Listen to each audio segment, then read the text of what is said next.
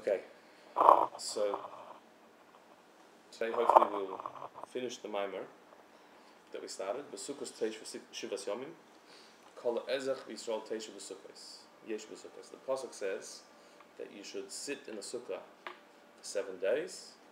Every citizen of Israel should sit in the sukkah, which itself is a repetitive. Two phrases very repetitive. It already says you sit in the sukkah, then it says every citizen sits in the sukkah. Well, who was the first one talking to? And the Rebbe asks about sitting in the sukkah. What does it mean to sit in the sukkah? Sitting means to internalize. A sukkah is something that's beyond internalization. How do you internalize a sukkah? Also, we asked at the beginning of the maamar that in this, the pasuk continues, "L'man yedu doreseichem ki b'sukkos hashaftis b'nei Yisrael," in order that all generations should know that I put you in sukkahs when you left Egypt. Which in halacha it's brought that this is an integral part of the mitzvah. The kavanah of this mitzvah is an integral part of the mitzvah. You have not fulfilled the mitzvah of sitting in the sukkah if you did not consciously contemplate the fact that we are commemorating the clouds of glory that Hashem protected us in when we left Egypt. If you sit in the sukkah and you don't think of that, you have not done the mitzvah. It's not like usually where the kavanah is something secondary to the mitzvah. That having intention is good, it improves the mitzvah, but it's not essential to the mitzvah. Like matzah. If you ate matzah and you didn't think that this is the food that we ate when we left Egypt, you did the mitzvah still. As long as the matzah went down your throat, you did the mitzvah. Whereas sitting in the sukkah, in Shulchan Aruch it says, L'man yedu, the Torah says that the mitzvah is in order that you should know. It doesn't say that about matzah. It doesn't say eat matzah in order that you should know that you ate matzah when you left Egypt. It doesn't say that in the Torah. Whereas this one says, L'man, in order. The mitzvah is in order that you should know. Meaning that the knowledge is an integral part of the mitzvah, which is unusual. We don't find that in other mitzvahs, that the intention is ma'akiv, it's essential, it's an integral part of the mitzvah that if you don't do it, you haven't done the mitzvah. So to explain all this, the Rebbe has explained in the maamar at length how makif and pnimi, that which is beyond and that which is within in avodah, means emunah and hasaga. Emunah is grasping that which is beyond grasp, relating to that which is beyond relating to connect with Hashem, not because you understand, not because it makes sense to you, not because you've reached a level, because He is. It's about Him, it's not about you. That's what emunah is. And you have to start with emunah. In the morning, it's Moda Ani Lefanecha. Hashem, we submit ourselves to you. We start davening, Hodu Hashem Kitov. That we praise Hashem as He is the one. Not because we know or understand, we're just recognizing. That's emunah. But that's not enough. The emunah has to become hasaga. That you have to grasp, you have to know, you have to internalize your relationship with Hashem to come to understand Him. And when you do that, it doesn't mean that emunah is cancelled, it's that emunah is elevated. That your emunah is then on higher levels of godliness that you still don't understand. Whatever you do understand is still limited compared to the infinite layers of divine reality that are beyond you. And that's where your emunah therefore goes to a higher level. And this is what it means, b'sukkahs teishvu. You have to sit in the sukkah. You have to internalize that which is makif, that which is beyond. And then after that you have Shmini Atzeres, which is another makif, the Shmini, the eighth, that which is beyond. Because after you've already internalized one level, there's a new level that's even higher than that becomes your makif beyond you, which is your emunah. And so on and so forth, higher and higher, a never-ending thing.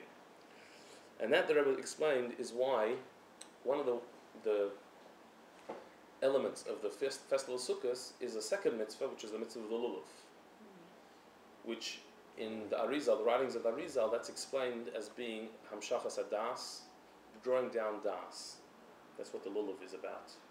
That's what the kavanas of the lulav of the nanuim in the Arizal. It says you're bringing das down into malchus. What does that mean? Das means understanding, awareness, knowledge. What it means is having a broad perspective. Das means that you're not stuck in your way of thinking, but you're open to other ways of thinking. That's what the power of das is. While Chachma and Bina are much more a part of you, Das is where you submit yourself to the idea. And so the power of Das, says the Rebbe explained, is the power to tolerate contradictory opinions.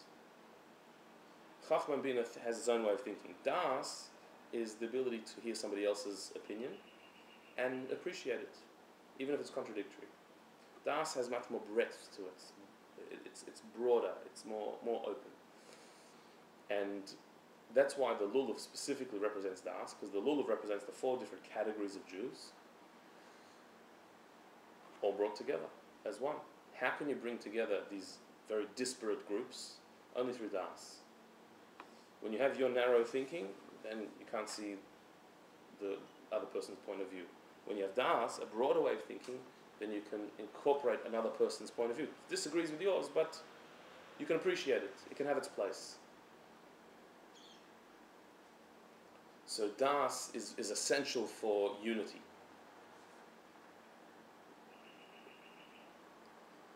And so that's why particularly Das is necessary on Sukkahs, because on Sukkahs what we're saying is that our mind is assimilating, absorbing the divine reality.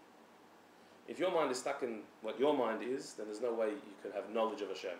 But with Das, your mind becomes broader, it can accept even that which is beyond it.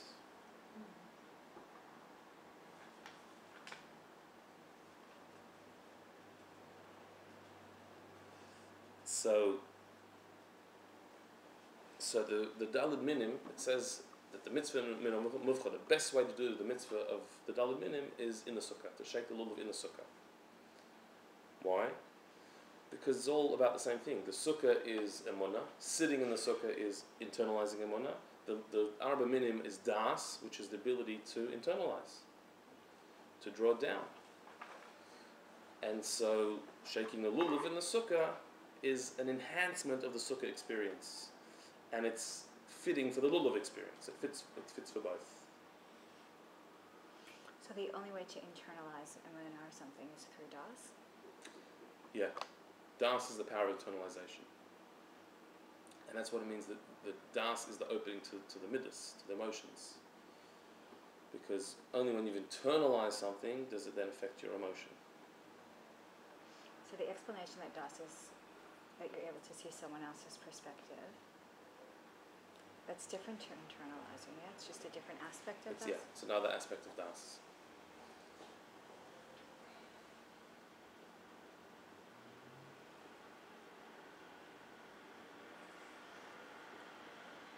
Das means to connect. Das is Lashon Iskashrus. That's what in Tanya it explains how to know is to be connected to it. So to connect to something means to be open to it, to really be open to it, and also to internalize it. That you're connecting to it. There's 2 sides of a connection. Connection means there's something else that you are opening to, but it also means that you are opening to something else, which means you're internalizing it. So now the maamar continues in Vav. Page Kuf Samach Aleph Vav. V'zeu gam ha'shaycha shel inyan ha'achdus l'chol Yisrael l'inyan ha'sukkah. Kol Yisrael yu'urim mikleish v'sukkah achas. So this is also the connection between the idea of unity that Sukkah represents and the idea that the Sukkah itself could contain all the Jewish people. Like it says in the Gemara, that it would be suitable for the entire Jewish people to sit in one Sukkah. Why specifically the mitzvah of Sukkah? We don't say it would be suitable for the entire Jewish people to eat one matzah. We don't find that by that mitzvah. But by Sukkahs we say it will be suitable, it will be appropriate for the entire Jewish people to sit in one Sukkah. Why? Because the idea of a makif, Sukkah, which is makif, that is something that encompasses all the Jewish people as one. Because emunah, the emunah is something that every Jew has in their soul. And emunah is something that we all have equally and indivisibly really in our soul. Not necessarily on a revealed level, but in a makiftic way, emunah is something that equalizes everybody. When it comes to understanding, there are different levels. When it comes to emunah is just emunah. It is what it is. Every soul has that innately. So it's a uniting factor for all the Jewish people. Bedugmas anan ha'kavod b'sukkos eishavti shekifos kol Yisrael kulon ki'ish echad. And that is exactly like the anan ha'kavod, the clouds of glory that surrounded the Jewish people when they left Egypt, which is the sukkos that Hashem put us in, that we're commemorating. Those anan ha'kavod, the clouds of glory, surrounded the entire Jewish people as one. There was not one person who was more in the anan ha'kavod than somebody else. You couldn't say that some people were covered by the anan ha'kavod greater than somebody else. Well, everyone, if you're in the anan ha'kavod, you're in it. And everyone was in it equally. So to a sukkah, when you're in the sukkah, there's no one who's more in the sukkah than somebody else. You can't say, well, this person, because they have a greater level of holiness, so they're in the sukkah much more than me. What do you mean? You're in it. If you're in it, you're in it. There's no difference. There's no division. So it's a unifying factor, the sukkah. It unifies the entire Jewish people. Everyone is in the sukkah equally. And that's because it's a makif. It surrounds, it encompasses, envelops the entire Jewish people as one, just like the clouds of glory. And that's also why it says that you should sit in the sukkah, which the Gemara explains, teishvu, sitting, ke'ein toduru, like the way you live. You should sit, you should dwell in the sukkah. Like you live in your house, you should live in the sukkah. The K'moisha Sukkah Makif es Kol Yisrael Ke'echad, meaning, just like the Sukkah surrounds and encompasses the entire Jewish people equally, from the leaders and the very holy people right down to the wood choppers and the water drawers representing the people on a simple level. The same applies to every individual person. That all of your life, all levels of your reality, all of your being should be brought into the sukkah. Just like the entire Jewish people are in the sukkah, so too you specifically, all of you should come into the sukkah. You should live in the sukkah, dwell in the sukkah, which means that this emunah of the sukkah, that the sukkah represents, should permeate every single part of your being. Everything you do, every move you make, every thought you have has to be illuminated by the light of emunah.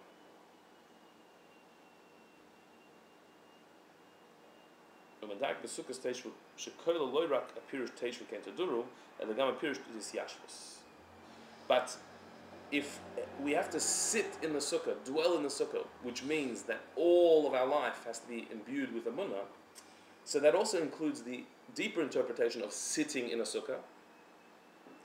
Not just that you have to sit in it, meaning live in it, but also that you have to be bisyashvus, you have to settle in the sukkah, which we explained means it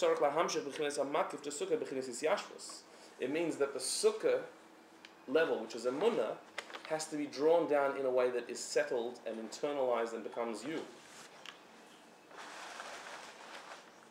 So, we're not only saying that you have to have emunah in everything that you do. That's what it means you have to live in the sukkah. Living the sukkah with your entire being means emunah has to permeate everything you do. But it's more than that.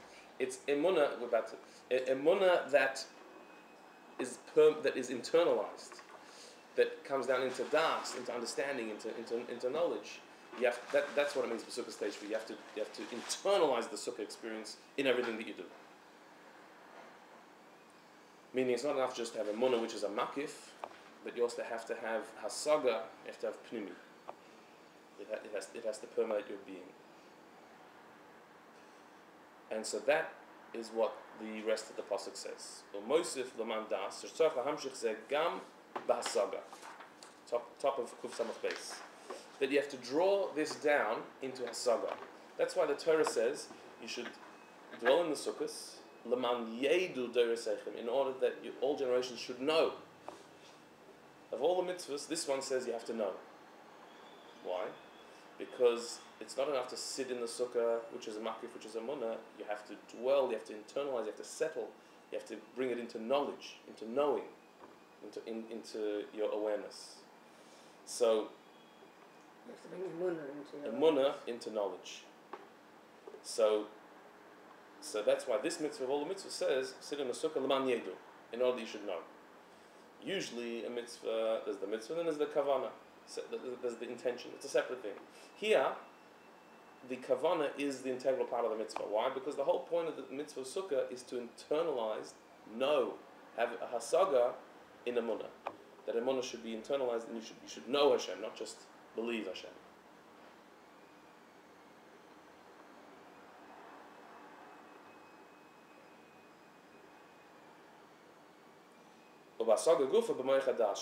And specifically, it doesn't just say knowledge in general, it specifies l'man yedu, which means with moyach hadas. It's with das that you have to know Hashem. Because das is when things are really settled and internalized. As we said earlier, that chachma and bina are intellectual experiences. You can intellectualize Hashem, but until you bring it into das, it's not internalized. It hasn't become settled. You're not connected to it. You can know a fact. You can know an idea. You can even understand an idea and understand it well, thoroughly, to the point where you could explain it to somebody else. You know the idea, but you haven't connected to the idea.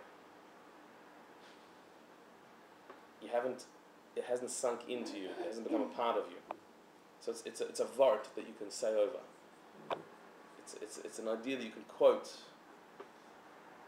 You can say which page it's on. You know where it's from. You know the idea. You know the seichel of it, the question and the answer. You got it, but you didn't internalize it yet. That means you had chachma bina, but you didn't have das. You've grasped the concept. You've understood the concept, but you haven't assimilated it into yourself. You haven't taken it personally. It's not going to affect you. Das is where you've connected to the concept to the point where it is yours now. It's in you. It moves you. How can you do that practically? So that's through contemplation, through taking an idea and thinking it through several times, over and over, and to the point where you're not just understanding it, but you're living it. You're seeing the light in the idea. See, we are so used to being completely flooded with information that we have such a superficial grasp on everything. We're great experts in so many things, and we know nothing about any of these things really. We have so much information, and so we hear so many things that we're almost trained to forget, to hear it and forget it. You have to understand. Yeah. So you have to with certain things, but certain things, that's not the idea. The idea is to actually internalize and dwell on it for a bit. And so that takes effort. That's why in Shemona Esrei we say Chayna Das. We ask Hashem to give us das. Chachma and Bina we also need help with, but das we really need help with, because we fly through a lot of information. But is the Rebbe saying that it's only through doing the mitzvah that we internalize it, that the das that becomes part of us, so that it moves us? Which mitzvah? What do you mean? Well, any mitzvah really. The das is only sort of. Here it's talking about internalizing emunah specifically. Your relationship with Hashem should be an internalized one, which means one that you have a grasp on. That Hashem is not an abstract concept that we have faith in, but Hashem is a being that we're connected to, that we actually have a grasp on. But it's only when we sit in the sukkah that we know. In other words, the das only comes by doing the mitzvah. Is that right? Well, no, because the maamar said earlier that there's two sides to every mitzvah. There's the physical doing of the mitzvah, and there's the avodah of the mitzvah. The physical doing of the mitzvah is sitting in a sukkah on sukkahs. The avodah of the mitzvah of sukkahs can be today. You can do it right now. You don't have to be in a sukkah on sukkahs. You have a sukkah, which is a munah. You have to sit and dwell in the sukkah, l'man yedu, and bring it into das, bring the experience into das. Because the sukkah here is not talking about a building; it's talking about a munah. That surrounding light, and it can't stay as a munah. It has to be drawn down into hasaga, into grasping, to the point where it's das. It actually affects you. So that's the avodah of the sukkah, which is not necessarily on sukkahs. On sukkahs, we do it in a very palpable, visual way, and that helps us for the rest of the year in the avodah of the sukkah. So sitting in the physical sukkah and shaking the lulav helps imprint this on our soul, so during the year we can do it But it's not restricted to Sukkot. This is a year-round avodah. But many mitzvahs we are trained to just do it without even understanding that why we do it. It's not really das. We're doing it because we were told to do it. Yeah, of course you should do it even if you don't understand. That's right. But not dafka not understand. There's no campaign of not understanding. No, I'm just saying many mitzvahs we You do don't it understand the without mitzvah, do it anyway. That's for sure, because the I doing know, is no, more I understand, important. but we do it without even knowing it. We do it.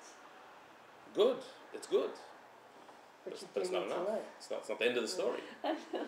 So it's like, We have to also graduate. There's mivtzoyim, and there's putting tefillin on somebody on the street, and there's telling them light candles. And then there's like the next stage. There is another stage of like not just putting on tefillin, not knowing what doing and saying this is amazing, but actually thinking and internalizing what we're doing. So yeah, that's a process.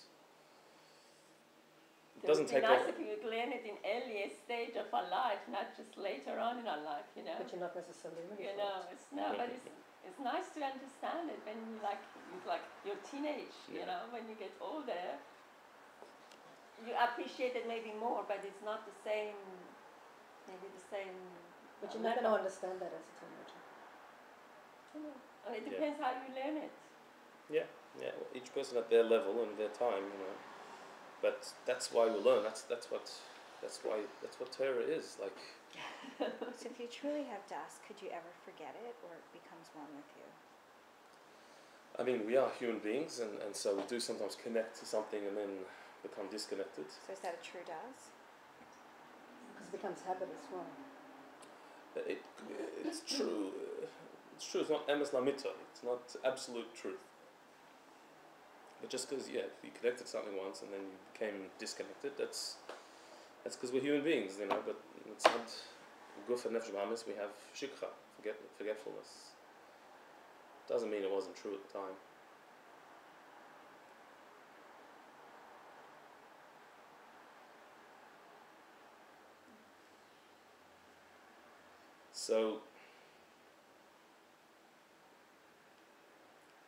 So now we've answered why the mitzvah of Sukkah is unique in all mitzvahs. It's the one that we're told to have a kavanah, and if you don't have the kavanah, you didn't do the mitzvah. Because the whole point of the Sukkah is to internalize emunah, which is das, knowledge, awareness, kavanah, to bring it down into knowledge. And particularly it says that who should know? All your future generations. The future generations should know. The future generations, the ones that come after those who left Egypt, that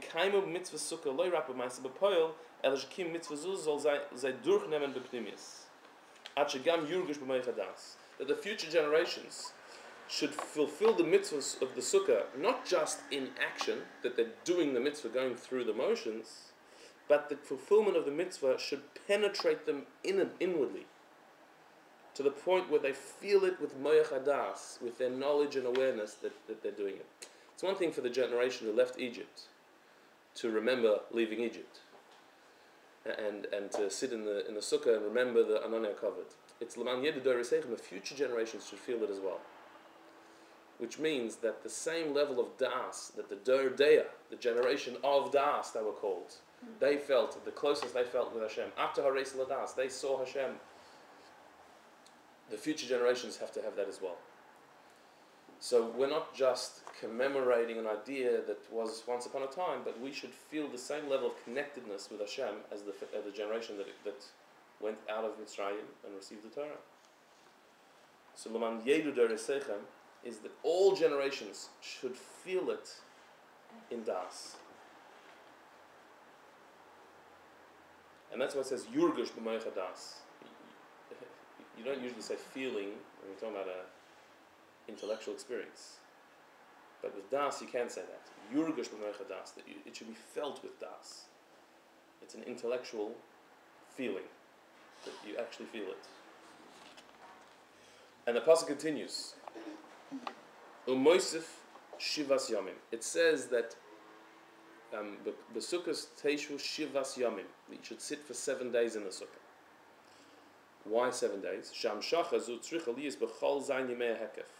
That this hamshacha, the drawing down of this divine connection from emunah into das, has to permeate all 7 days of the cycle. Meaning, that all the way through Ishtalshus, right down to the 7th sphere of Malchus, and including all 7, it has to go through all 7 stages. Similar to what we said before with the lulav, that the lulav is bringing das into all of the spheres right down to nukva, which is Malchus.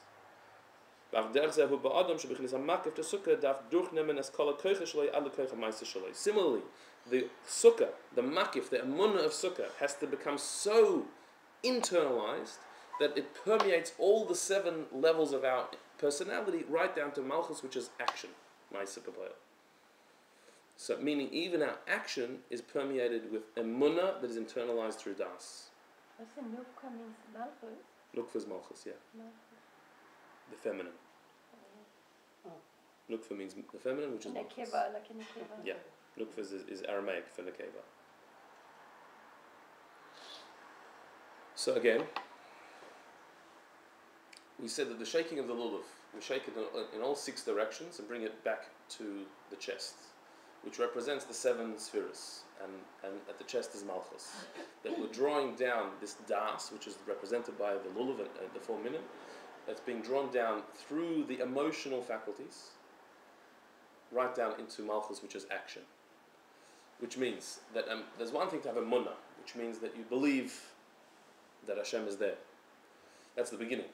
That even though I don't know it, I don't understand it, I don't feel it, I don't see it, but I have a munah that is beyond my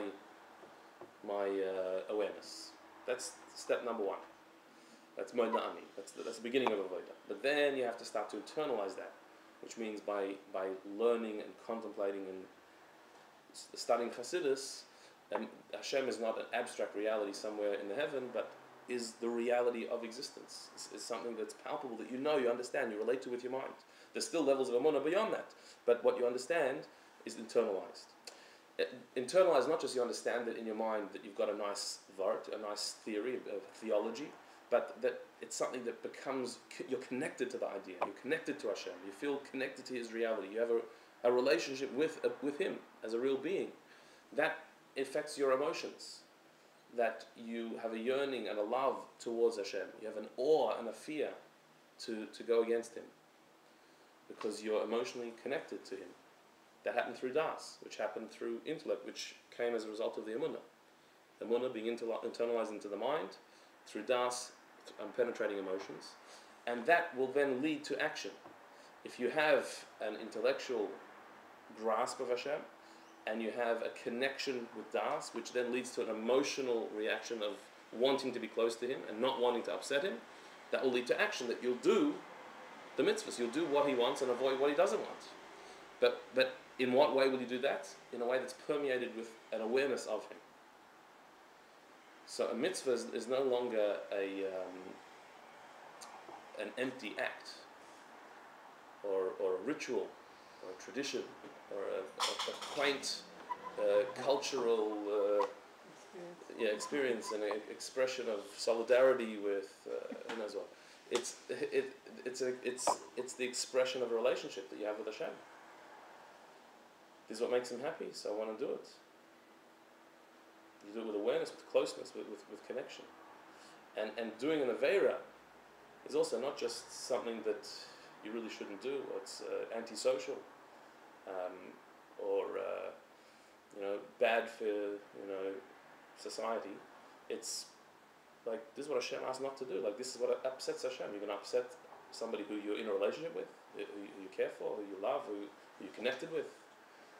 It is the reality of all realities, and you're going to go against that. Like, it doesn't make sense anymore to do it. So you're doing mitzvahs with a connection, and you're not doing aveiros because of that connection. That's the lulav does that. Shaking the lulav is taking das and bring it down all the way to Malchus. The sukkah is also that, because you have to sit in the sukkah for 7 days, which means that the Sukkah, the Emunah, has to become internalized through Das, into the 7 emotions, all the way down to the last one, which is Malchus, which is action, which is doing.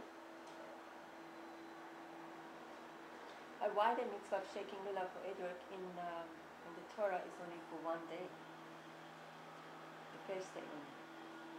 If we needed really to internalize that mitzvah, so why is it enough just for one day?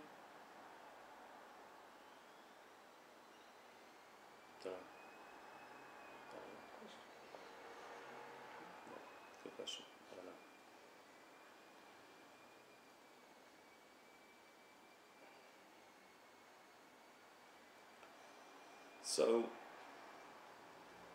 So how do we see it has to come down into action? The brackets down the 4th last line of the paragraph. The sitting in the sukkah has to be done, like physically. All this avodah, during the year you can do the avodah without sitting in the sukkah, but on sukkahs you have to actually sit in the sukkah, which means it has to translate into action, all of this theory. This spiritual connection has to translate into doing something, sitting and eating in the sukkah. Through 7 days of sitting in the sukkah, which means through bringing the emunah into das and then into the 7 levels of emotion all the way down to action, then you reach the 8th day, which is Shmini Atzeres, which is a higher level of makif. It's a level of makif that even after you've internalized all this, even after you've brought this all the way down, there's still so much beyond that you haven't touched yet. And so you can start the process all over again.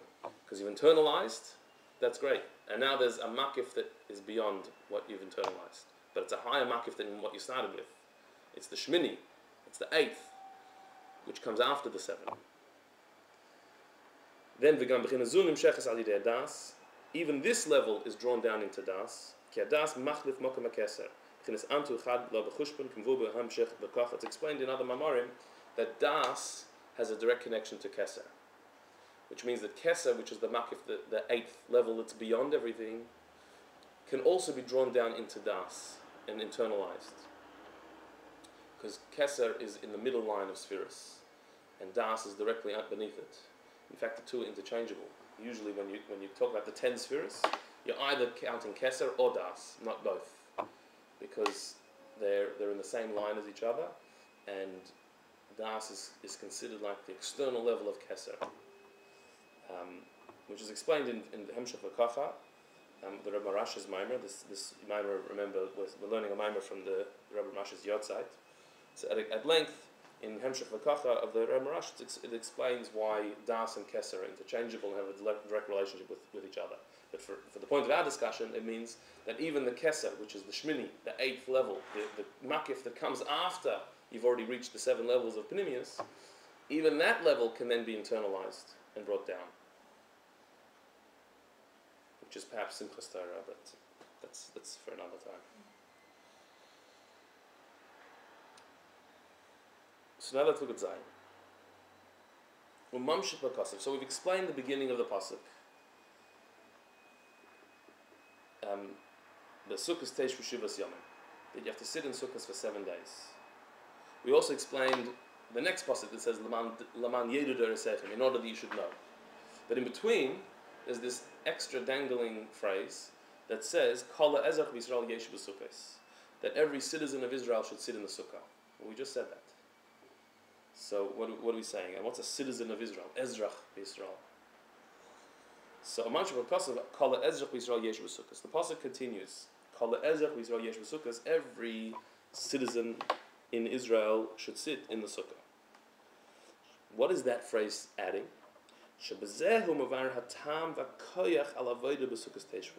That phrase is explaining how is it possible for us to experience this sukkah experience. How is it possible for you and I to have not just emunah in Hashem, but also hasaga in Hashem? Not just hasaga that we understand, but we actually internalize it to the point where it influences our emotions and goes all the way down into action.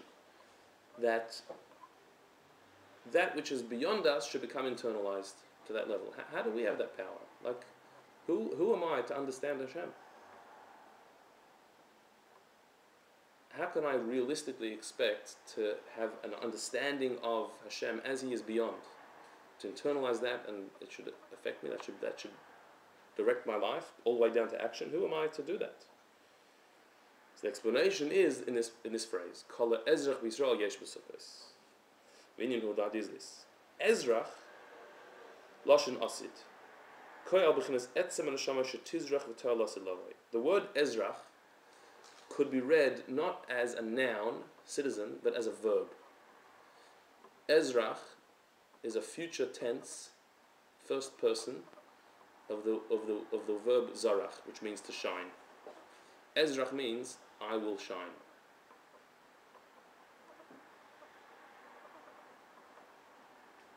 And what that's referring to is the etzem haneshama, the very essence of the soul that will shine and give its light, lasid lavoi, in the future.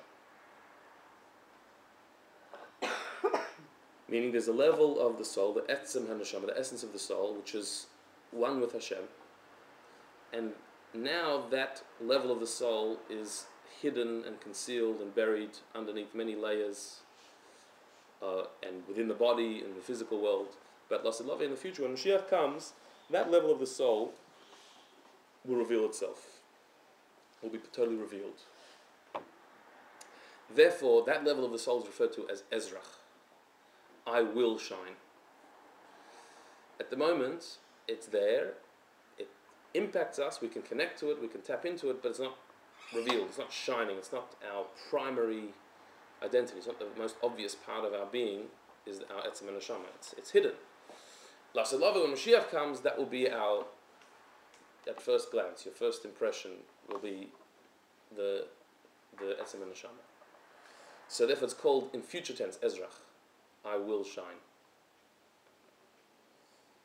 B'chinas eisan shebeneshama. It's also described as the eisan of the neshama. The word eisan is an interesting word. It means the strength of the neshama, the power of the neshama. But the word eisan also, in grammar, the letters Aleph, Yud, Taf, Nun are the future tense letters. In first person, you add Aleph to make future tense, like Ezrach. Yizrach would be third person. Tizrach, third person in feminine, or second person, you. Nizrach, we will. So, Aleph, Yud, Taf, Nun are all letters of the future tense. It's something the Alter Rebbe says in the Torah. So, Eisan, the neshama, what's the Eisan in the neshama? It's the strength of the neshama, literally, the unmovable, unbudgeable part of the neshama that cannot possibly be disconnected from Hashem, does not budge. That's Eisan, it's strong. But it's also a future thing. It's that which will be revealed in the future. We haven't yet seen that part of the neshama fully. It'll be in the future where you'll see what it really has. We find in Tehillim these two names come together. There's in Tehillim Peites. There's it starts maskil. This is an inspirational psalm written by Eisan HaEzrachi, someone called Eisan Ezrachi. Now it's discussed in the Mefarshim in Chazal who is Eisan Ezrachi. Eisan the Ezrachi, I don't know how they translate it in English. So who is this person? So one opinion is that he was a Levi. He was one of the Levim in the Beis HaMikdash, called Eisan Ezrachi. He's indeed mentioned in Divrei Yomim in Tanakh. There's such a person mentioned. He was one of the Levim, and so he wrote songs which became incorporated into Tehillim. That's one opinion. Another opinion is that Eisan Ezrachi refers to Avram Avinu, who was the Eisan HaEzrachi. He was the source of that Jewish soul that is never destroyed. That's the point in every Jewish soul is our Avram Avinu. And so he's the Eisan, the strong, unbudgeable, future tense Ezrachi that will shine. So Eisan Meloshin Tokef and Meloshin Yoshin. The word Eisan is translated literally in two ways. It can be strong or old.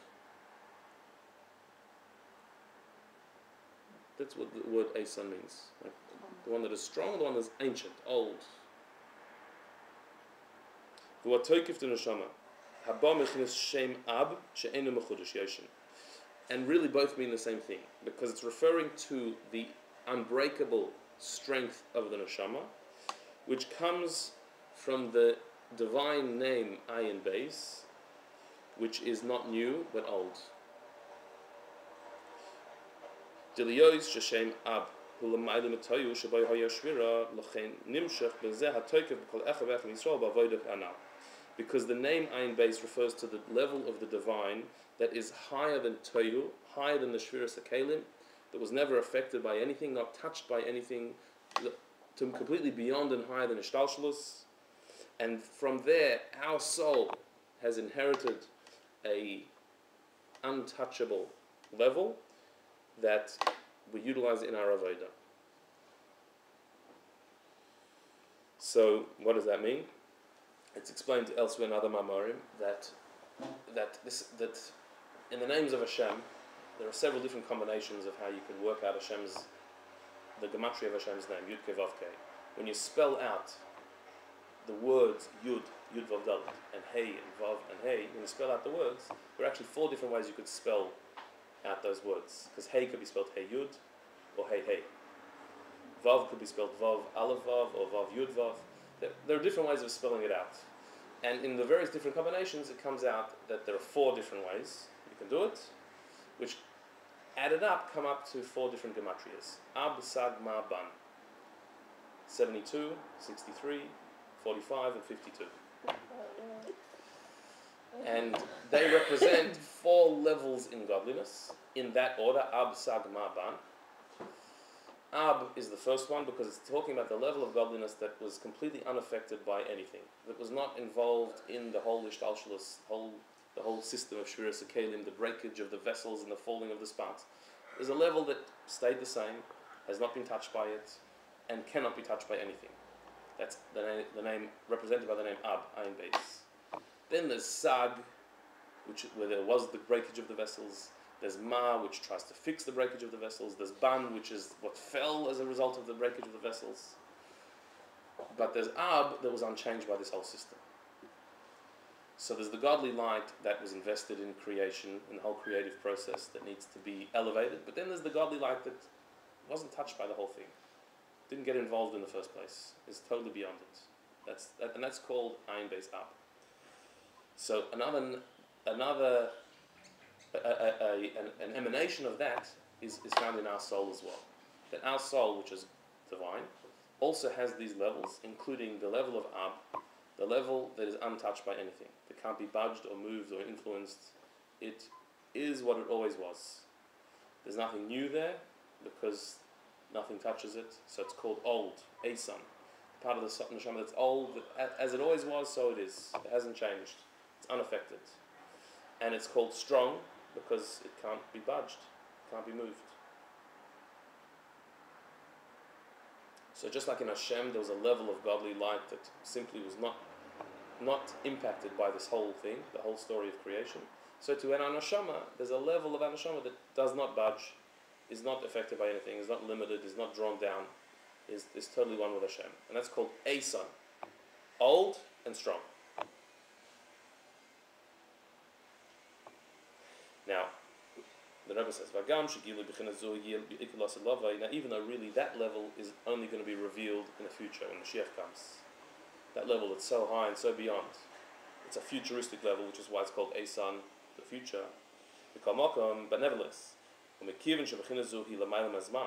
because that level is so beyond everything, it's also above time. So the good thing about being above time is that even if something that's above time is only going to be revealed in the future, that doesn't matter because it's above time. Anyway, it can have an effect now. It can actually be a reality now. And especially on Sukkah. Because on Sukkah is when this is revealed. Kol Ezrach Yisrael Yesh B'Sukkah. That your Ezrach, that which is future going to shine, sits in the Sukkah now.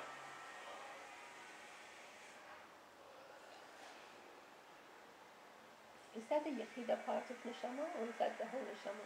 It's Yechida. It's the same thing as Yechida. That's what it means. You should sit in the sukkah, which means you have to internalize emunah and relate to Hashem in a way that you completely reveal in your personality. How can you do that? Because kol ezrach Yisrael yesh b'sukkos. Because shalidei bechinas ezrach b'Yisrael. Through the level of ezrach, that which will shine in the future, that level that's not touched by anything, it's beyond everything, that has no limitation, that will shine in the future, but you got it now. And through that, you have the power now to internalize godliness.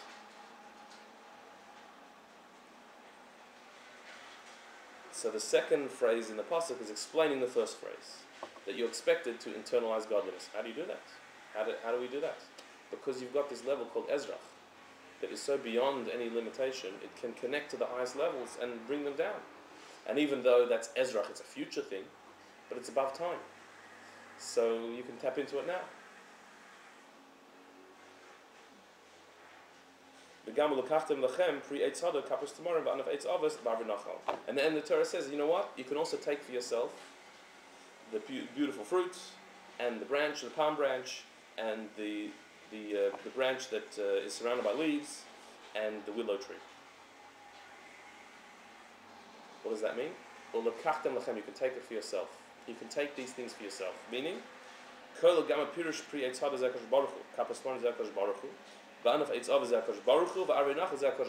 medrash that says that these four species all refer to Hashem. That they're all descriptions of Hashem, these four species. And so, they represent all the various levels in Elokus. The four, which we could say is the Ab, Sag, Ma, Bam, or the four letters of Hashem's name, that are represented by the four species. And what does it say about them? Take them for yourselves. Take them for yourselves. Take what? Take all the levels of godliness. Just take it. It's all yours. That you can take Hashem, and what does taking mean? B'pnimius. You can internalize godliness. It can be yours. It's given to you. Do the gematrias of the four species equal the gematrias of the Maybe. On some Madrigal and Master. Maybe. You add a few on the minus. Let's figure take it out. extra hadassim. No, I heard like the esrog is 610, and the other three, lulav and hadassim and Arab was 3 together, like 3, it comes to 630. That's good. So, The Matra very Esrog high. is 600. 610. Plus the 3 Yeah. other things. Instead of Taryag, it's Tarog. Oh, wow. So Good. it's almost the same letters. Yeah. So I'm sure there's a gematria that connects that too. So how is it that we can take, or just take all the levels of godliness? Take the four species, take them for yourselves, and internalize them. Because the Jewish people, through Torah, are one with Hashem. And so that level of Ab, where we're one with Hashem, so we can draw this down. Through Torah, it can be revealed down here. So the whole power of Torah is that it takes this level of Ab, which is Eisan in our neshama, and it reveals it down here in this world. Through telling us, sit in a sukkah, shake the lulav. Through these avodas, we actually bring it down into our reality down here.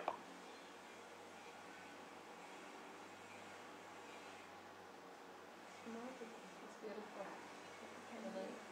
So the Rebbe ends with a bracha. V'chein tiyilonu. So we should indeed experience this. B'hachana l'mitzvah sukkah. First of all, by preparing the mitzvah of sukkah, which is emunah. U'bekim mitzvah sukkah, and then fulfilling the mitzvah sukkah by sitting in it, which is internalizing the emunah. U'mitzvah dalit minim, and then taking the four species, which is bringing it down into das. B'shana zu. This year, we should do this. And very soon, this year, we should experience the actual revelation of that futuristic vision, ha'ezrach, that I will shine, the level of the soul that will shine. It should happen now. With the coming of Mashiach, he should come, redeem us, and take us upright to our land. Mamash soon.